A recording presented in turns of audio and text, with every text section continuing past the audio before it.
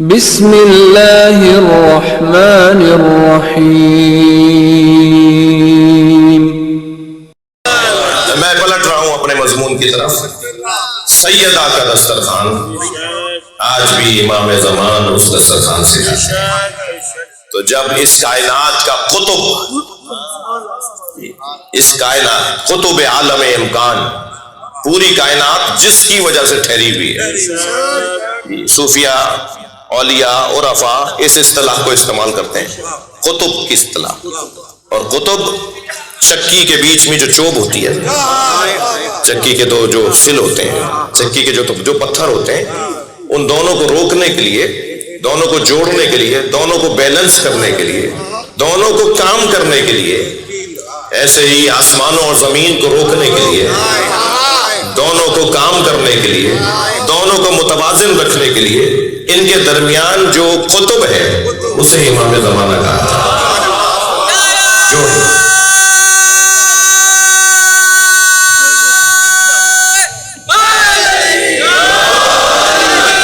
وہ جس کے لیے سب نے طے کیا ہوا ہے، مفتی جہاں شام زئی صاحب میرے سنی بھائی انہیں زیادہ جانتے ہیں، میرے شیعہ برادری بھی سمجھ لے، ایک بہت بڑا نام ہے ہمارے برادران دیوبندی برادران کا۔ کراچی میں انہیں قتل کیا گیا، انہوں نے عقیدہ ظہور مہدی کے نام سے کتاب لکھی ہے، 25 مرتبہ سے زیادہ وہ کتاب چھپ چکی ہے۔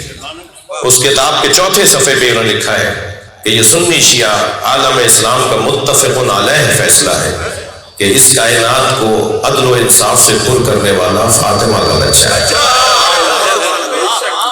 وہ حضرت زہرا کے بیٹے ہیں، وہ سیدہ کی اولاد ہے۔ یہ کائنات سیدہ کے نام پر بنی، سیدہ کے نام پہ بچے گی۔ سب سیدہ کے بچے کا انتظار کر رہے ہیں۔ میرے سنی بھائی کہہ رہے ہیں کہ ولادت ہوگی، شیعہ کہہ رہے ہیں کہ آمد ہو چکی ہے، لیکن دونوں اس سے ہٹ کر نہیں بول رہے کہ امام مہدی نہیں ہے۔ جب ایک تکفیری نے کہیں امام مہدی کی توہین کی تھی تو میرے پاس وہ ریکارڈ موجود ہے، ایک بہت بڑے سیاسی مولانا ہے، بہت بڑے سیاسی ایک عالم دین ہے، ان کا وہ کلپ میرے پاس موجود ہے جو انہوں نے خطاب کرتے ہوئے ان سے ناراضگی کا اظہار کیا کہ حضرت مہدی کے بارے میں منفی بات نہ کرو، کیا معلوم کہ جس مہدی کو شیعہ بولتے ہیں وہی مہدی ہو جس کا ہم بھی انتظار کر رہے ہیں۔ لہذا احتیاط کا تقاضا یہ ہے کہ حضرت مہدی کے بارے میں منفی بات کوئی نہ کرے، سب ہم ان کے انتظار میں ہیں، اور وہ ہیں سیدہ کے بچے، سیدہ کے فرزند ہیں۔ جی میں کچھ دیر اور آپ کے سامنے فضائل میں ٹھہرنا چاہ رہا ہوں۔ دیکھیے بڑا مکان بنانا پھر آسان ہے، اسے سنبھالنا مشکل ہے۔ مہنگی گاڑی خریدنا پھر آسان ہے مگر اس کو سنبھالنا مشکل ہے۔ اتنی بڑی فیکٹری بنا لی، دنیا جہان کی مشینیں لگا لی، چلاؤ گے کیسے؟ تم نے اتنا بڑا فلاں کارخانہ لگا لیا، سنبھالو گے کیسے؟ بنانا پھر آسان ہوتا ہے، چلانا مشکل ہوتا ہے۔ حضرت آدم سے لے کر حضرت عیسیٰ تک، حضرت عیسیٰ سے لے کے سرکار خاتم تک، سرکار خاتم سے لے کر امام مہدی تک، توجہ، کتنا کچھ سرمایہ جمع ہو گیا ہے۔ یہ بنا کر محنت کر کے جمع تو کر لیا، بچے گا کیسے؟ اس کی ضمانت کو فاطمہ زہرا کا ہے۔ یہ ساری محنتیں جس نام پر بچی ہیں، بچیں گی، وہ جناب زہرا کا نام ہے۔ بابا بھی فاطمہ کے، شوہر بھی ولایتوں والا سیدہ کا، ریاضتیں اور شہادتیں بھی بے نام ہے سیدہ۔ کربلا بھی بسے گی تو سیدہ کے بچوں سے بسے گی۔ قیامت تک ہادی اگر سامنے آئیں گے تو وہ سیدہ کے بچے ہوں گے، محور سیدہ کی ذات۔ اب ذرا منقل صاحب کا ان کا احساس اور ان کی توجہ میں آپ کو دیا کر رہا ہوں۔ کلما دخلت علیہ قام الیہ قبل یدیہ واجلس فی مجلسہ۔ سنی شیعہ بول رہے ہیں، سب نے لکھا ہے، اور کوئی بات ایسی نہیں کروں گا جو سب کے لیے نہ ہو۔ جی جب میرے سارے بھائی بیٹھے ہوئے ہیں تو ایسی بات ہو کہ جو سب کی کتابوں میں۔ جی حدیث کہتی ہے کہ جب سیدہ آتی تھی نبی کھڑے ہو جاتے تھے، نہیں کھڑے ہو کر اس طرف بڑھتے تھے جہاں سے زہرا آ رہی ہے۔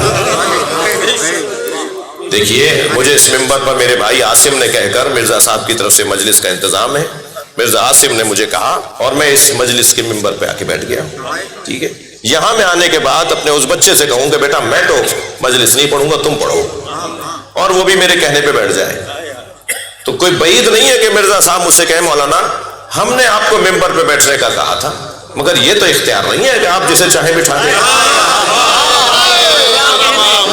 میں خود تو بیٹھنے کے لیے بلایا گیا ہوں، مگر یہ مجھے اختیار نہیں ہے کہ یہاں آنے کے بعد میں طے کروں آپ نوحہ پڑھو، آپ سلام پڑھو، آپ مجلس پڑھو. بھائی مولانا یہ آپ کو کس نے اختیار دیا؟ سیدہ آ رہی ہیں، نبی کھڑے ہو رہے ہیں، یہ نبی کی جگہ ہے. اگر نبی اپنی جگہ سیدہ کو بٹھا رہے ہیں تو مانو اللہ نے کہا ہے کہ تم اپنی جگہ جسے بٹھا سکتے ہو وہ فاطمہ ہے، ورنہ نبی کی جگہ پر کون بیٹھے گا؟ ایک ٹی وی چینل پہ ہم تھے، کہنے لگے مولانا صاحب تھے، مفتی صاحب تھے، کہنے لگے مولانا سرکار تو سب کا ادب سب کا احترام کرتے تھے، اخلاق مصطفیٰ کی کیا بات؟ میں نے کہا سرکار سب سے اچھے اخلاق سے ملتے تھے اور نبی کا خلق ہی قربان ہونے کے لیے کافی ہے. نبی کے اخلاق پر ہی بات کی جائے تو ہمیں عشروں پر عشرے چاہیے. لیکن یہ تو ذرا بتاؤ کہ کس کے لیے نبی نے اپنی جگہ چھوڑی؟ ہاتھ کس کس کا چوما ہے؟ جی میں نہیں زیادہ بات کرنا چاہتا. ایک مرتبہ اگر کیسی ہی صحیح روایت کے اندر ملتا ہے کہ نبی نے یہ عمل انجام دیا تو تم دلیل بنا لو اس کے حق ہونے پر. اور جس کا ہاتھ چوم رہے ہوں، جسے اپنی جگہ بٹھا رہے ہوں، جس کے لیے کھڑے ہو رہے ہوں، کچھ دیر کے لیے تصور تو کیا جائے، اپنی جگہ بٹھا رہے ہیں. اب سنگین جملہ ہے جو اللہ کرے جیسا ہے ایسے ہی رہے. نقل صاحب فرماتے ہیں کہ حدیث یہ کہتی ہے کہ نبی کھڑے ہو جاتے تھے، استقبال کرتے تھے، ہاتھوں کا بوسہ دیتے تھے، اپنی جگہ بٹھاتے تھے. اس کے آگے حدیث بولتی نہیں ہے، خود کھڑے رہتے تھے یا بیٹھتے تھے.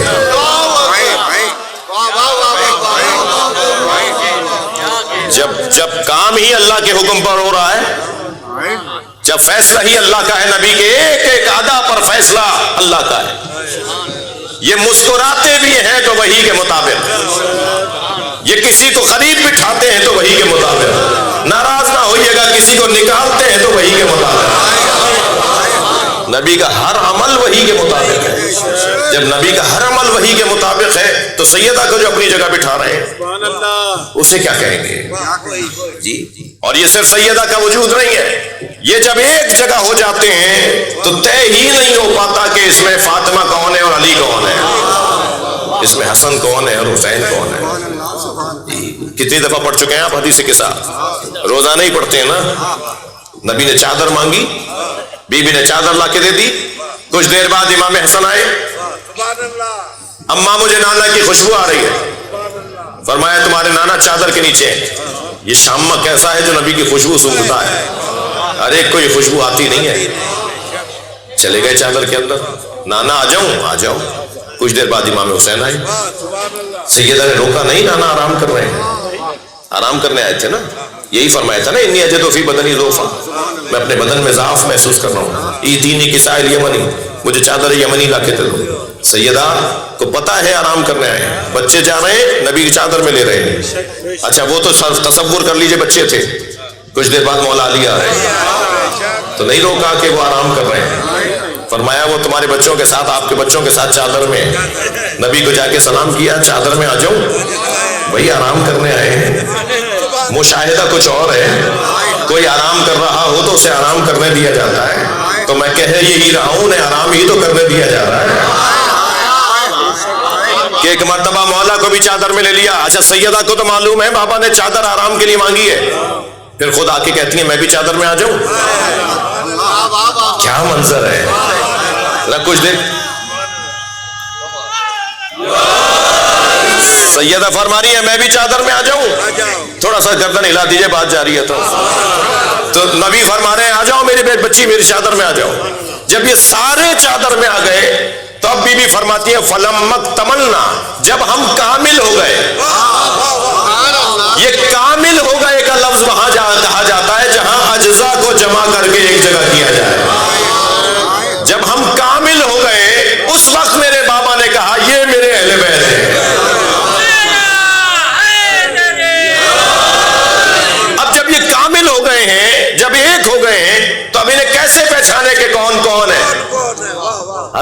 جبریل کہہ رہے ہیں یا رب ومن تحت کے ساتھ. جبریل کو یہ سوال کی ضرورت ہے؟ جبریل تو اتنے بڑے مجمع میں سب کے نام جانتے ہیں. جبریل کا شاگرد ہے وہ جو ہم سب کے نام جانتا ہے. میں زیادہ بولوں گا تو کہیں گے ڈرا رہے تھے ہمیں. وہ جو لینے آتا ہے نا ہمیں, وہ جبریل سے کا ماتحت ہے.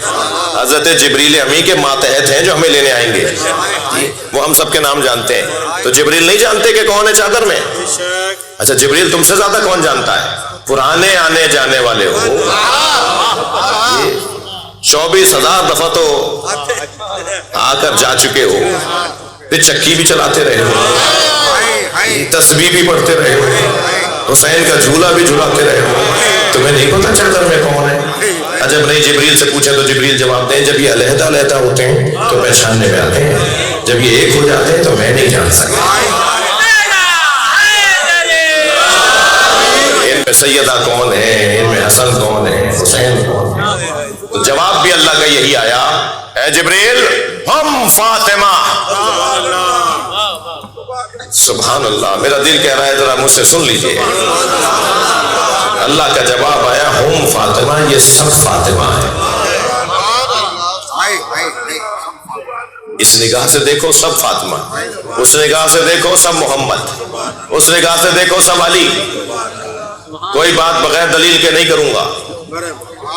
یا ابلیس, سب علی کیسے, سب علی کیسے؟ یا ابلیس ما منعک ان تسجد لما خلقت بیدی. اے ابلیس اسے سجدہ کرنے سے تجھے کس نے روکا جسے میں نے اپنے دونوں ہاتھوں سے بنایا؟ استکبرت ام کنت من العالین, متکبر ہو گیا تھا یا عالین میں سے تھا؟ قرآن ہے یہ. متکبر ہو گیا تھا یا عالین میں سے تھا؟ عالین علی کی جمع ہے. نقل صاحب فرماتے ہیں جب یہ وہاں ہوتے ہیں تو سب علی ہوتے ہیں, یہاں آتے ہیں تو سب محمد ہوتے ہیں.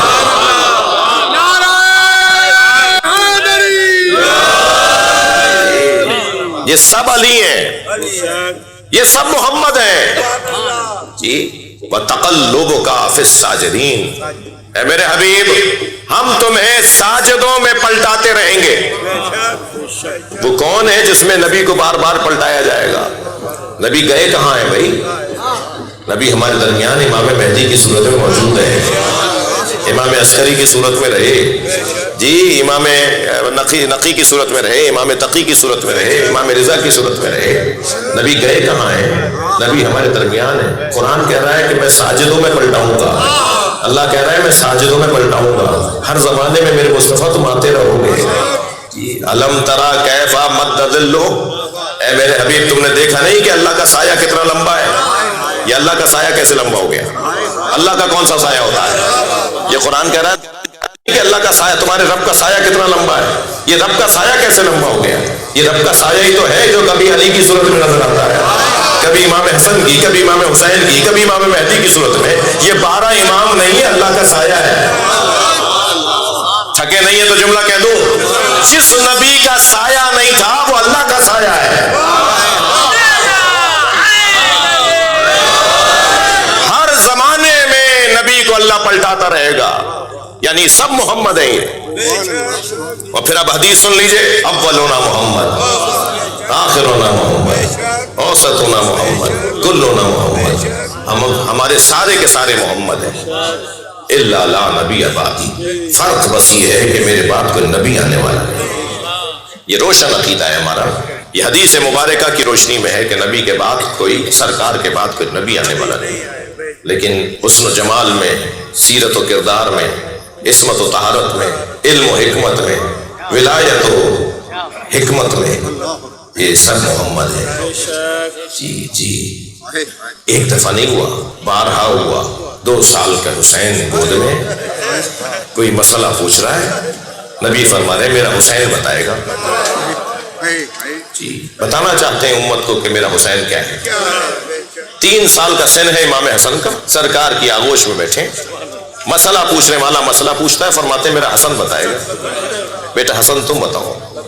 ایک دفعہ تو جب نبی نے فرمایا میرا حسن بتائے گا, 3 سال کی عمر ہے, تو وہ پوچھنے والے نے کہا حاضر سبھی, یہ بچہ جواب دے گا. تو امام حسن کو کیونکہ اجازت تو پہلے مل چکی تھی, کہ میرا حسن بتائے گا؟ تو امام حسن نے فوراً فرمایا سل فقیہ ولا صبیہ، تو فقیہ سے بات کر رہا ہے، بچے سے بات نہیں کر رہا،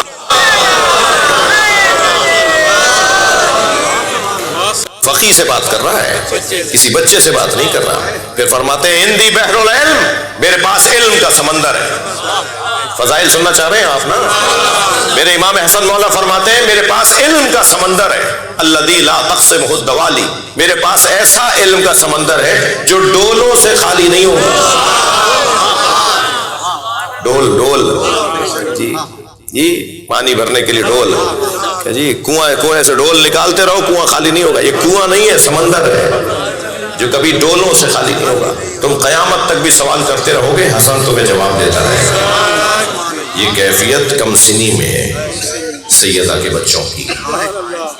جی دیکھیے ہمارے ہاں مسئلہ آپ اپنے معاشرے میں بھی لے لیجئے، ہوں گی حیدرآباد میں فاضل خواتین ہیں، فاضل خواتین حیدرآباد میں عالمہ خواتین موجود ہیں، ٹھیک ہے، مگر کوئی مرد پوچھنے جاتا ہے ان سے مسئلہ؟ آپ کہتے ہیں جی عالم موجود ہیں، ہم ان سے پوچھ رہے ہیں، خواتین پوچھتی ہیں ان سے مسئلہ۔ یہ سیدہ کی عظمت کیسی ہے کہ نبی فرماتے ہیں میری فاطمہ بتائے گی۔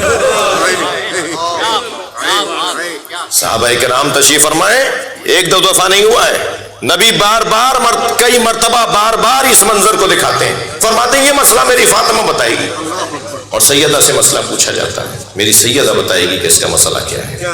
سیدہ توجہ، سیدہ ہادیہ بالفعل ہے، سننا چاہ رہے ہیں 5-8 منٹ؟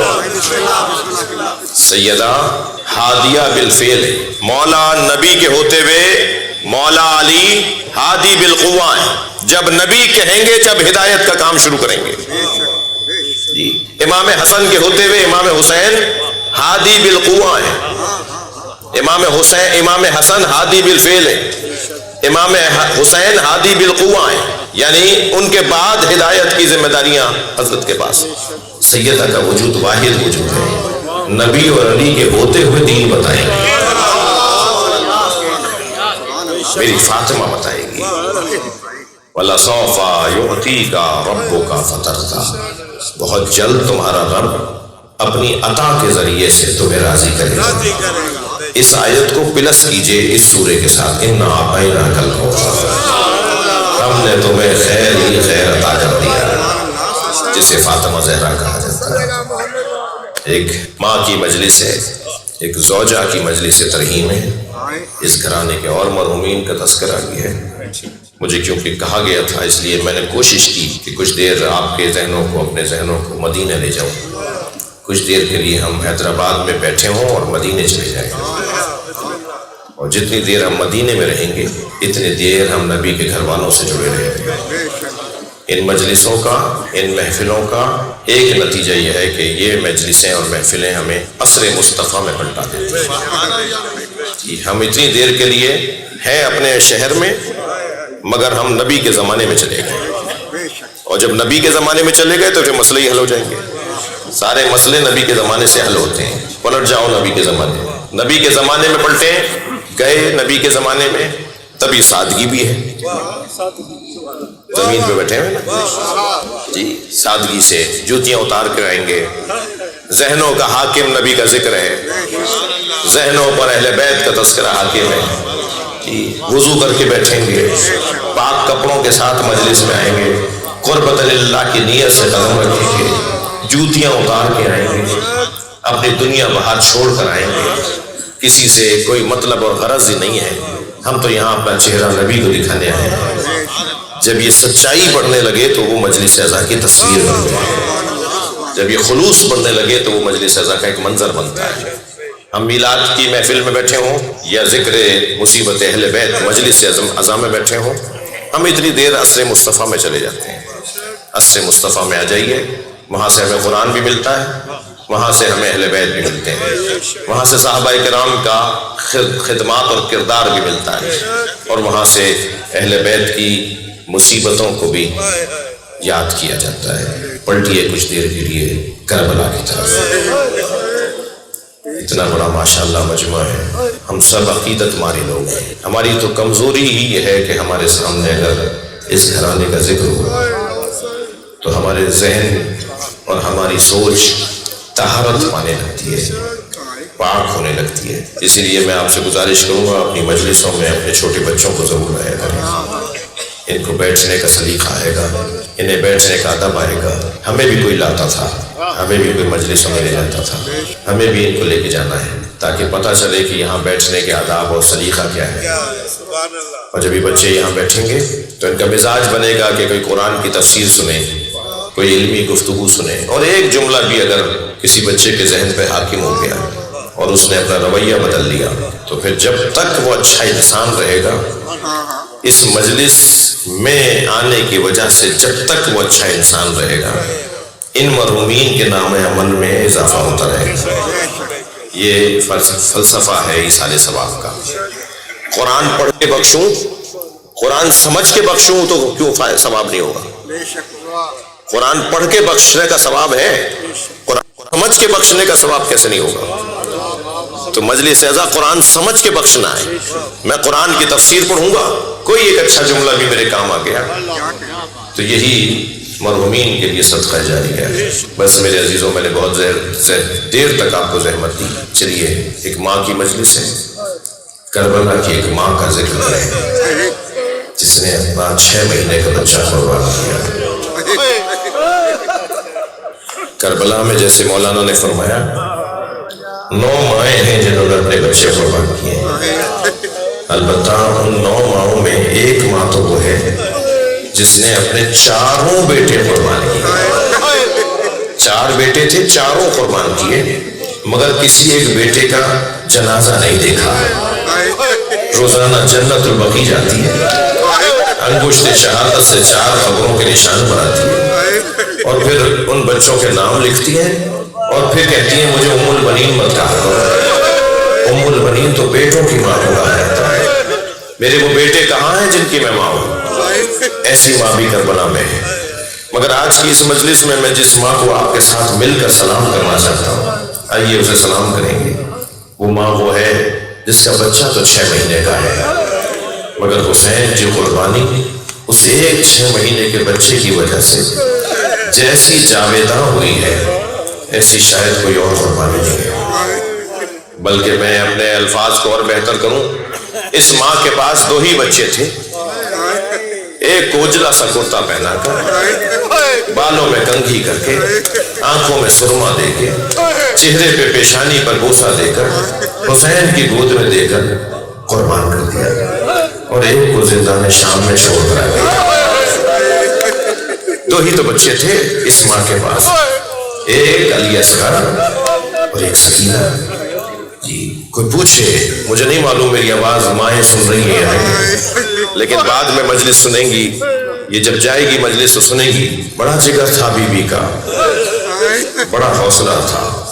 میں نے خود اپنی آنکھوں سے امام حسین کے کلام میں پڑھا ہے، امام فرماتے ہیں مجھے وہ گھر اچھے لگتے ہیں جن گھروں میں رباب اور سکینہ نامی عورتیں ہوتی، اپنی بچیوں کے نام رباب رکھا ہو، اپنی بچیوں کے نام سکینہ رکھا ہو۔ کیوں ایسا فرمایا امام نے؟ اس لیے کہ بیویاں تو امام حسین کے ساتھ بہت تھیں، مگر جیسی مضبوط بیوی جناب رباب ہے، اپنے اعصاب کی مضبوط بیوی، جی وہ جناب رباب کا عنوان ہی کچھ اور ہے۔ جلتے ہوئے خیمے سے امام سجاد کو لانا کتنا مشکل تھا، تو جناب زینب سے پوچھئے۔ ایک یزیدی لشکر کا سپاہی کہتا ہے کہ میں نے دیکھا خیمہ جل رہا تھا، سارے خیمے جل رہے تھے، ایک خیمہ جل رہا تھا، اس خیمے میں جلتے ہوئے خیمے میں ایک بی بی اندر جانا چاہتی ہے۔ کہتا ہے میں دور سے دیکھ رہا تھا کہ خیمے کی چوک سے جا کے وہ لگتی ہے، آگ کی لپیٹوں سے اپنے آپ کو دور کرتی ہے، پھر رستہ بدل کے دوسری طرف سے آتی ہے، اندر جانا چاہتی ہے، پھر آگ کی لپیٹیں اسے روکتی ہیں اور وہ پوری کوشش کر رہی ہے کسی طرح جلتے ہوئے خیمے میں چلی جائے۔ وہ کہتا ہے اس منظر کو دیکھ کر مجھے یہ احساس ہوا شاید کسی نے اس کے سر پہ چوٹ ماری ہے جس کی وجہ سے اس کی آنکھوں کا نور چلا گیا اور اسے نظر نہیں آ رہا کہ آگے آگ جل رہی ہے۔ تو کہتا ہے میں دوڑتا ہوا آیا اور میں نے کہا تمہیں نظر نہیں آ رہا آگے آگ جل رہی ہے، تم آگ میں جا رہی ہو؟ تو بی بی مڑی اور کہنے لگی یا شیخ ان لنا فیہا علیل، اس خیمے میں ہمارا ایک بیمار رہ گیا جو اپنے پیروں سے چل کے نہیں آ سکتا، اجرکم اللہ اجرکم اللہ۔ اور وہ علی کی بیٹی زینب تھی، وہ جلد خیمے میں اندر چلی گئی اور اپنی پشت پر اپنا بیمار بھتیجا امام زین العابدین کو اٹھا کے لے کر آئی۔ سن لیا آپ نے؟ جلتے ہوئے خیمے سے امام سجاد کو لانا کتنا مشکل تھا، سنیں گے؟ اس سے زیادہ مشکل تھا قبر سکینہ سے بی بی رباب کو۔ جب قافلہ تیار ہو گیا نا شام میں رہائی کے موقع پر، امام سجاد نے پوچھا پھوپھی اماں کیا ساری بیویاں بیٹھ گئیں؟ فرمایا زین العابدین بھابھی رباب نظر نہیں آ رہی، بھابھی رباب نظر نہیں آ رہی۔ امام سجاد کی آنکھوں میں آنسو آئے، فرمایا مجھے پتا ہے میری ماں کہاں ہے۔ جوانوں کو بچوں کو پتا ہو جناب رباب امام زین العابدین کی وہ مادر حقیقی نہیں ہے مگر بابا کی زوجہ ہیں، ماں کا درجہ رکھتی ہیں، تو فرماتی ہیں مجھے پتا ہے، فرماتے ہیں مجھے پتا ہے میری ماں رباب کہاں ہے، مگر میرے ساتھ ساری بیویاں چلیں۔ آگے آگے امام سجاد، پیچھے پیچھے بیویاں۔ تو زندان شام میں مڑے، جیسے ہی زندان شام میں قدم رکھا تو کیا دیکھا؟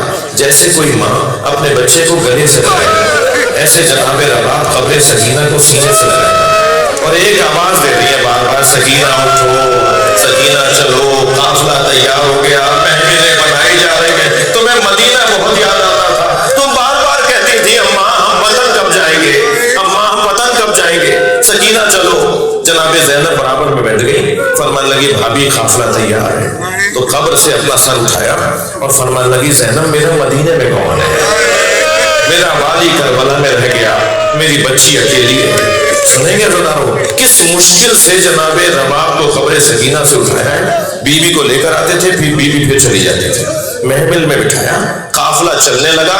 جناب زینب نے دیکھا کہ شام کے دیہات کی عورتوں نے نوحہ پڑھنا شروع کیا، الوداع یا زینب، الوداع یا زینب۔ جناب زینب نے محفل کا پردہ ہٹایا اور شام کی عورتوں سے کہا، شام کی عورتوں مجھ زینب پر کوئی احسان کرو گی؟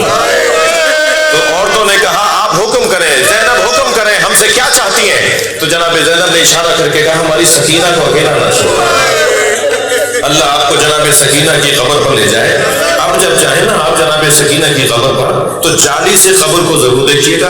آج بھی شام کے دیہات کی عورتیں کھلونے لا کے ڈالتی ہیں اور ایک نوحہ پڑھتی ہیں، تمہاری ماں سے وعدہ کیا تھا، تمہاری پھوپھی سے وعدہ کیا تھا، ہم تمہاری قبر پر آتے رہیں گے۔ کیا کیا لٹ گیا اہل بیت کا، کہاں کہاں لٹ گیا سامان اہل بیت کا۔